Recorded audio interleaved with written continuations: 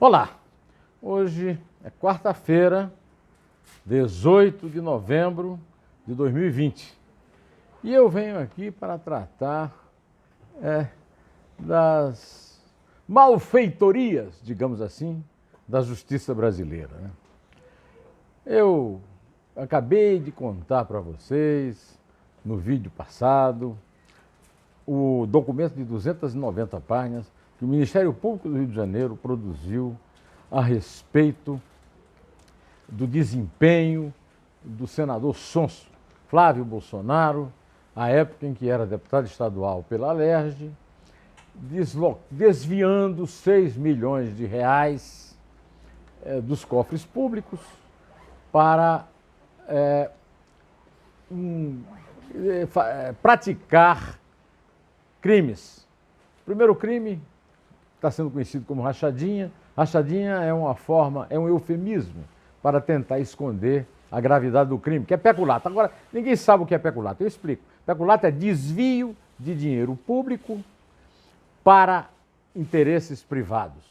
Como é que funciona isso? Contrata um funcionário fantasma, a Assembleia, o povo paga o salário completo desse funcionário, digamos aí 10 mil reais por mês, 90% são devolvidos para um operador, no caso Fabrício Queiroz, e esse operador transfere para aquele que o Ministério Público do Rio passou 2 anos investigando para dizer que é o chefe da quadrilha, que é o Flávio Bolsonaro, primogênito, à época do deputado federal, hoje do presidente da República, Jair Bolsonaro. Pois bem, o Ministério Público arranjou provas de sobejo disso aí. Os bolsonaristas estão revoltados porque o Flávio não cometeu crime? Não. Porque, olha, o presidente da Assembleia do PT, e ninguém fala, desviou muito mais dinheiro, né? Ora, o PT já foi acusado de crimes muito maiores, só que a diferença é que os que cometeram esse crime no PT estão cumprindo pena. Alguns beneficiados pela amizade, pelo compadrio com ministros dos altíssimos tribunais da República. O Lula, por exemplo, que é o chefão, que foi apontado como chefão da quadrilha nesses processos da chamada Lava Jato, está aí esperando uma liberação da justiça para disputar a eleição presidencial, que é o sonho do seu adversário, entre aspas, Jair Bolsonaro. Jair Bolsonaro quer o Lula no segundo turno da eleição de 2022, porque é o candidato mais fácil dele bater, da mesma forma que o Lula quer ser o anti-Bolsonaro depois de todo o prejuízo que o Bolsonaro produziu ao longo dessa menos de metade de seu governo. Bom, aí esse processo, aí a defesa do Flávio Bolsonaro vai ao Superior Tribunal de Justiça e para pedir que o Flávio Bolsonaro usufrua de uma prerrogativa de foro a ré, né? A marcha-ré. Ou seja, ele quer gozar foro de deputado estadual quando ele não é mais deputado estadual, ele agora é senador. Bom, aí o relator Félix Fischer, que é conhecido por sua justeza nas decisões, estava lendo o seu relatório quando foi interrompido por um colega, João Otávio Noronha, que imediatamente pediu vista, porque esse é um caso muito difícil de entender. O João Otávio tem que pedir, tem que renunciar ao Superior Tribunal de Justiça, porque ele não tem capacidade para julgar um caso simples como esse, está resolvido para todos. Quem tiver qualquer dúvida sobre esse caso, pode ir no portal do Fausto Macedo, no blog do Fausto Macedo, no portal do Estadão, que lá vai encontrar o documento do Ministério Público com todas as provas. Ah, mas os bolsonaristas não, foram só 6 milhões, o PT gastou muito mais, né? Não diga, né? Agora é assim, né? Não, o crime foi só com uma facada, não foram 32 facadas, como o outro crime, né? Agora, o João Otávio de Noronha, na esperança de ocupar no coração do Bolsonaro o espaço que foi ocupado pelo Cássio Nunes Marques, que entrou no lugar do decano, ex-decano Celso de Mello, lugar para o qual o João Otávio Noronha se achava favorito, não foi.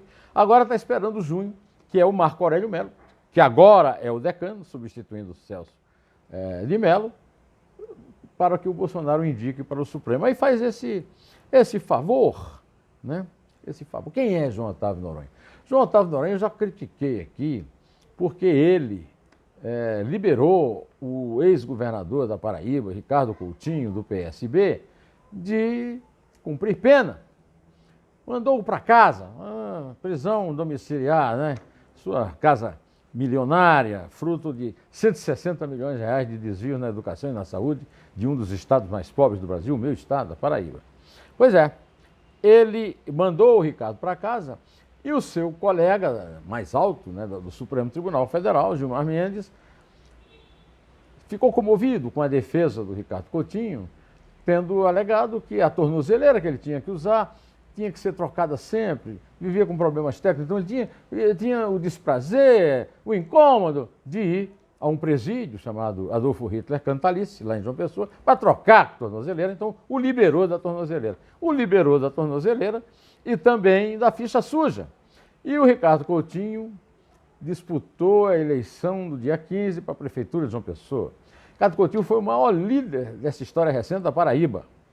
Era do PT, passou para o PSB e lá conquistou, era deputado estadual, foi prefeito de João Pessoa, 2 vezes governador e elegeu seu candidato a governador, que é o atual, João Azevedo, que saiu do PSB para não ficar com a pecha de ladrão que foi colocada no Ricardo Coutinho. Pois é, o João Otávio Noronha permitiu isso, mas o povo não aprovou. O povo não permitiu que o Ricardo Coutinho sequer disputasse o segundo turno. O Ricardo Coutinho não estará no segundo turno da eleição de uma pessoa. Agora, não é por isso que eu vou aplaudir esse tipo de decisão. Eu sempre disse aqui, punir político safado, ladrão, não é assunto do eleitor. O eleitor escolhe.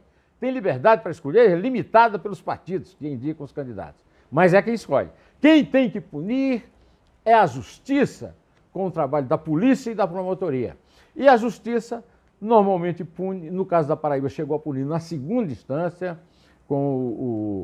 através de um voto de um desembargador corajoso da Tribunal de Justiça da Paraíba, o Ricardo Vital, e veio o Supremo Tribunal para livrar o Ricardo Coutinho, mas não impediu do vexame. O vexame do Ricardo Coutinho é semelhante ao da seleção alemã de Joaquim Löw, que apanhou de 6 ontem, terça-feira, em Sevilha, da Espanha, né?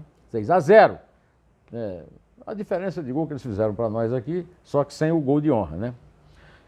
Ainda falando de justiça, é incrível que depois de toda a repercussão que teve o caso de André do Rep, o decano do Supremo e relator do caso, do habeas corpus que ele deu na primeira turma, que é chamada de Câmara de Gás pelo Gilmar Mendes, né? Manteve a soltura. Ele soltou o cara para o cara cumprir não sei quantas determinações idiotas, muito pequenas, e o cara foi embora, ninguém sabe onde está. Aí, por 3 votos, a primeira turma decidiu cancelar a soltura de André do Rep. Agora quer saber quem é que vai prender o André do Rep, tá certo? Quer dizer, o Marco Aurélio, com 1 voto, ganhou, porque afinal de contas o André do Rep está solto e ninguém vai pegar. Eu duvido. Vamos gastar uma fortuna para colocar na cadeia o cara que nunca devia ter saído de lá. Hoje é um dia também a lamentar, né, que em 15 dias o Amapá sofreu um segundo apagão na madrugada desta quarta-feira, 18 de novembro. Um transfere para o outro a culpa, e a verdade é que a culpa é geral, do leniente, do incompetente Estado brasileiro, em todas as instâncias. Nesse caso, cadê a vigilância do Estado do Amapá, do governador Valdez de Góes, do PDT? Cadê a ação do Ministério de Minas e Energia, o almirante Bento Albuquerque? E a turma da ANEEL fez o quê? Agência Nacional de Energia Elétrica. O certo é que o cidadão do Amapá está pagando o pato, e ainda apareceu o Davi Alcolumbre, que é lá do Estado, que perdeu a última eleição para governador, mas ganhou de senador, ganhou fraudando a eleição do Renan Calheiros, uma eleição de 81 votos lugares e 82 eleitores, senadores. Até hoje a fraude não foi investigada, foi jogada no arquivo pelo Davi Alcolumbre, que é o presidente que ganhou a eleição, e por seu comparsa, Roberto Rocha, do PSDB, do Maranhão, do Maranhão de Zé Sarney, mas não tem nada a ver com Zé Sarney. Agora, eu estou lendo aí a notícia que a Anvisa está mandando para a China uma equipe de técnicos para Wuhan e para Xangai para verem como é que é a produção das vacinas chinesas que o Brasil está que está comprando para interromper o contágio, que voltou a ser bastante preocupante, da Covid-19. Isso aí é uma viagem científica? É uma viagem de vigilância? Ou é uma viagem de turismo? O que é que esse cara vai ficar um mês na China, quando está todo mundo ansioso para saber se essas vacinas vão ser autorizadas pela Anvisa, principalmente depois do vexame da Anvisa, na suspensão absurda da produção da vacina da Coronavac, Coronavac é da Sinovac e do Instituto Butantan, e acabamos de assistir, né? Um espetáculo grotesco com aquele bolsonarista Barra Torres.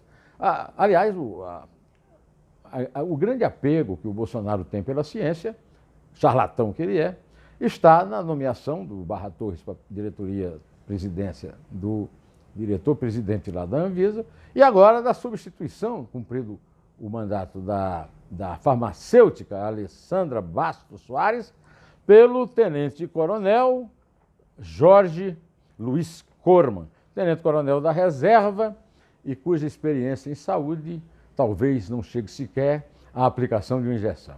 Isso é um absurdo, e absurdo que se completa com o Bolsonaro na reunião dos BRICS, cometendo todos aqueles vexames internacionais de desconhecimento total, e que me faz encerrar esse vídeo lembrando o seguinte: hospício já para Jair Bolsonaro. Hospício já para Jair Bolsonaro. Bom, direto ao assunto, em té. E só a verdade nos salvará.